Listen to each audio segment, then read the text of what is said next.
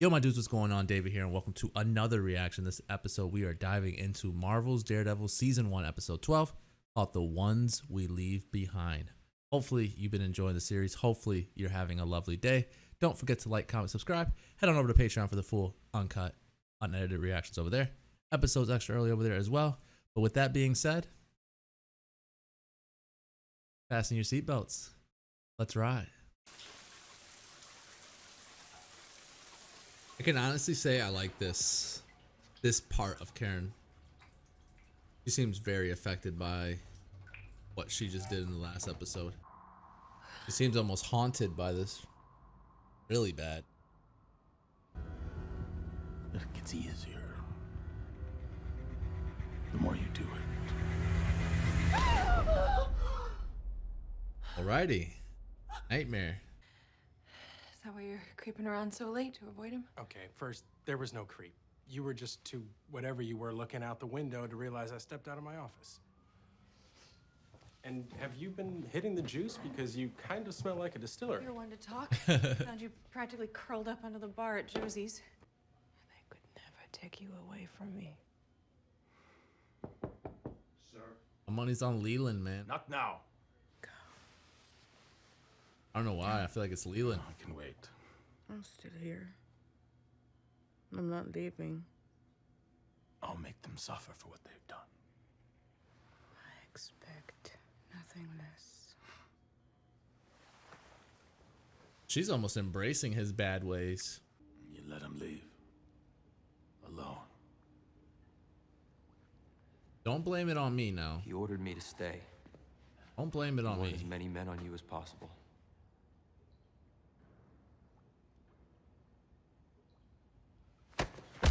Are you serious? Remember, wind blows hardest, the closer you get to the mountaintop.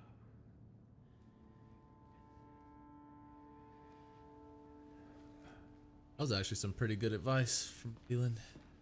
Not advice, but like pretty cool saying. I'll dress down. It's cold. You should get yourself a better coat. How about you get yourself a better outfit? You're gonna keep running around. out there. Yes, exactly. I'm working on it. Tell that man to Watch hurry your up. back, Ben. Fisk is an animal, and we're backing him into a corner.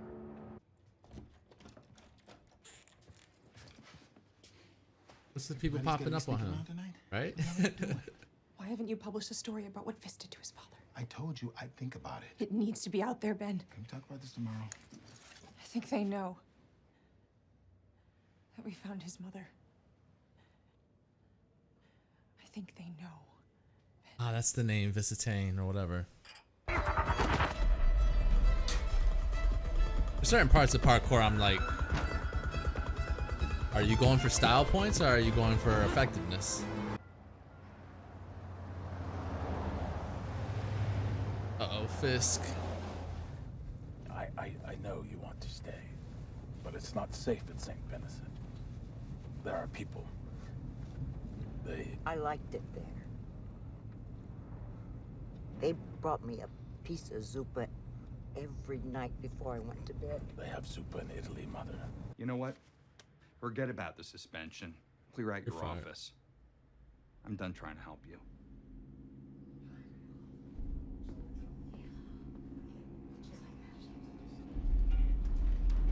Alright, guess we're going to publish it on our own. Yeah, see, I forgot about her workers. Come on, man, you need the outfit, bud. Sir, Double the offer on the streets. Keep doubling it until someone talks. yes, sir. You trust him after that beating you laid on? Wesley trusted him. That's all that matters now. That Why'd is. you beat on him, Fisk, if Yes. Wesley trusted him? No, he's not able to come to the phone. What do you have?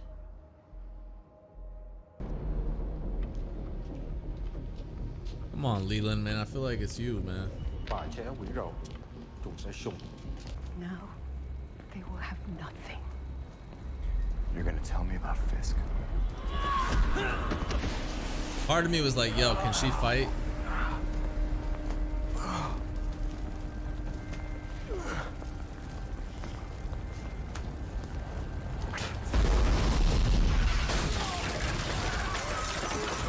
someone please guide them out?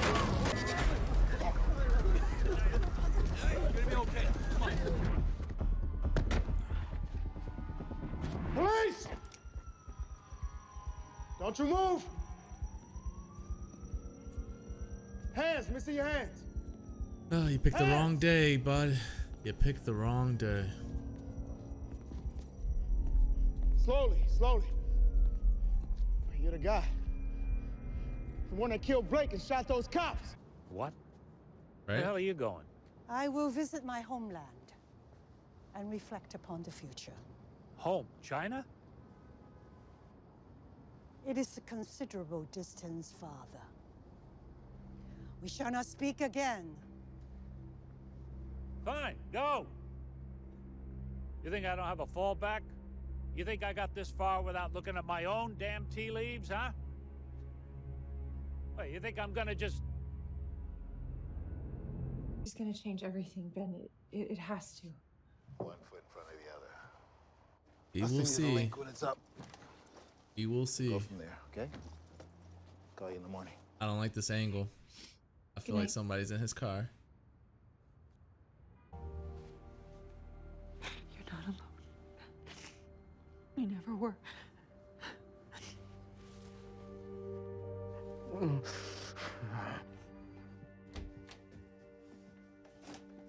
Rick, they're gonna. Don't do this. Don't do this to me, man.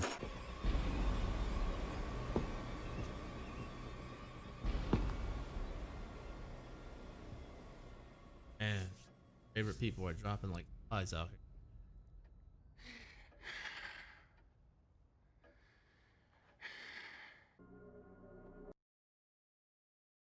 Ah, man, that one hit me pretty hard, man. Well, there you have it. Daredevil Season 1, Episode 12. Ones We Leave Behind. Another really good episode. Man, I'm still shell-shocked from that ending there.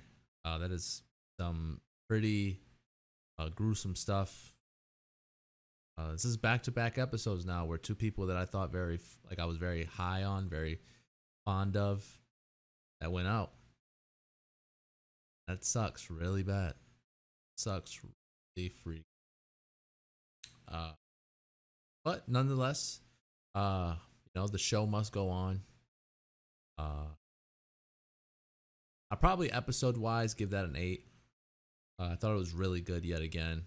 The ending definitely helped boost the grade up. Thinking about a 7 throughout the majority of the episode, but then the way it ended alone deserved at least a point bump from me. Karen. Hats off to Karen, man.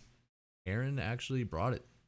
I liked it a lot in this episode. I think that the way the actress herself portrayed someone very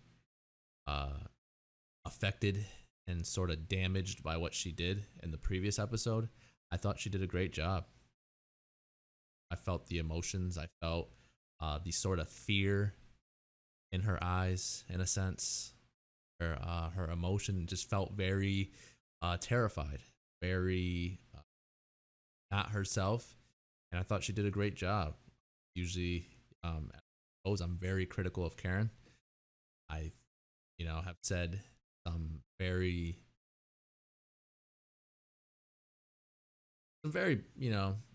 screwed up things, I guess you can say, in a sense, but it's just because of her Union Allied story. I just thought it was kind of clever. But this right here, this is the Karen that I hope to see in the future. This Karen's story seemed a little more into it.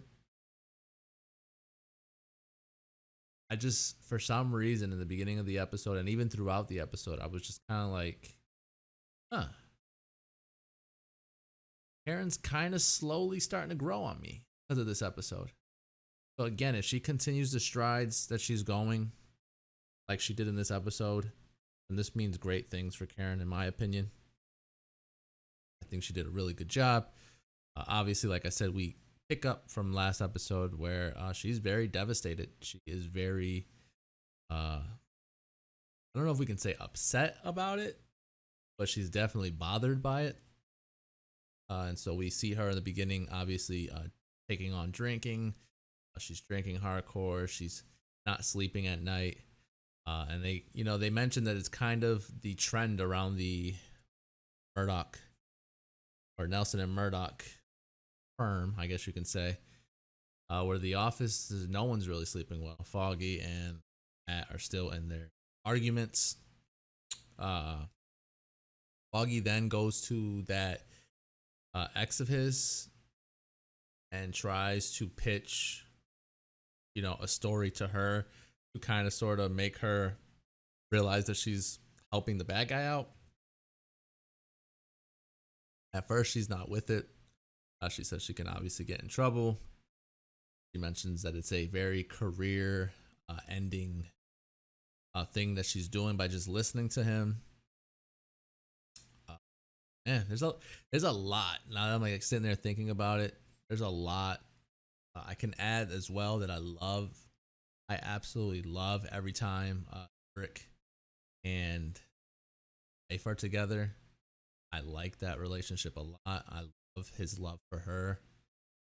How he makes her feel makes me feel good in a sense. Like, you can tell that he's genuinely happy, that he genuinely feels like she was his soulmate and that she is the perfect woman for him. But and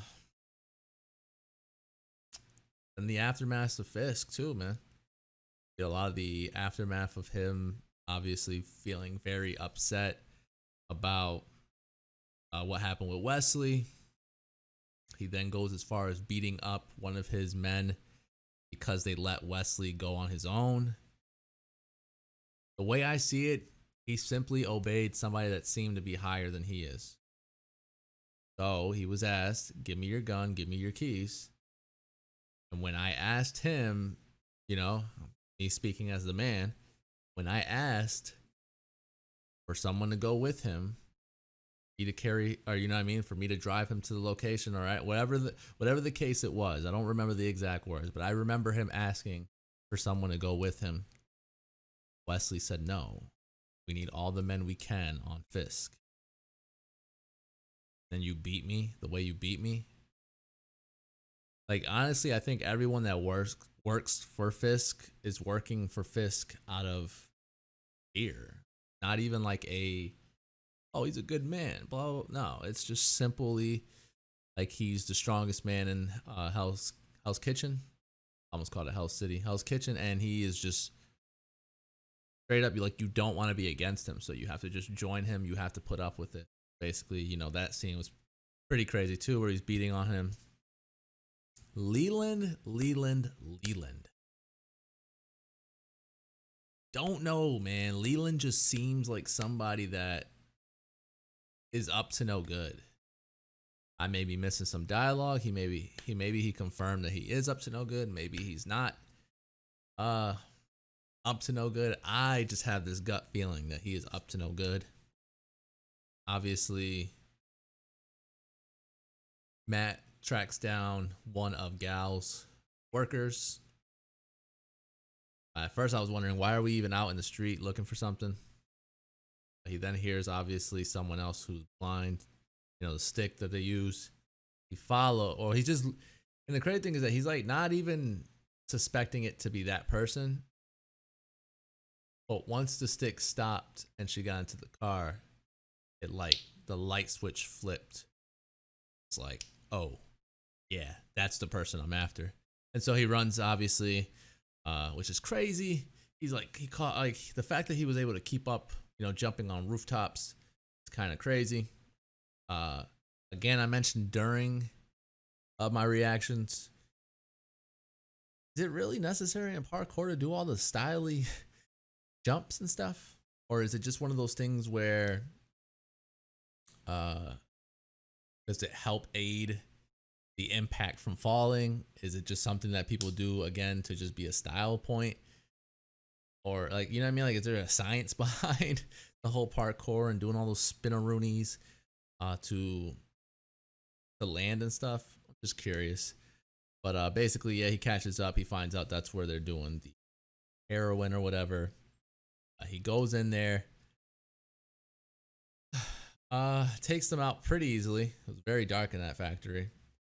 And then Gal sees him, points at all the people that work for her to, you know, crowd him so she can get away. It cuts away to something else, but then it comes back and he's no longer in that crowd. I'm wondering how he's. I would have wanted to see how he slipped out of that. But basically, he takes out Gal's two like henchmen, and he goes.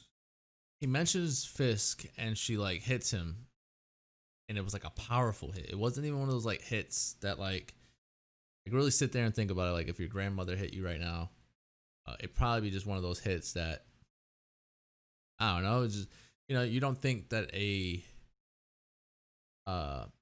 an elder would really be, you know, somebody who's as fit as Matt is.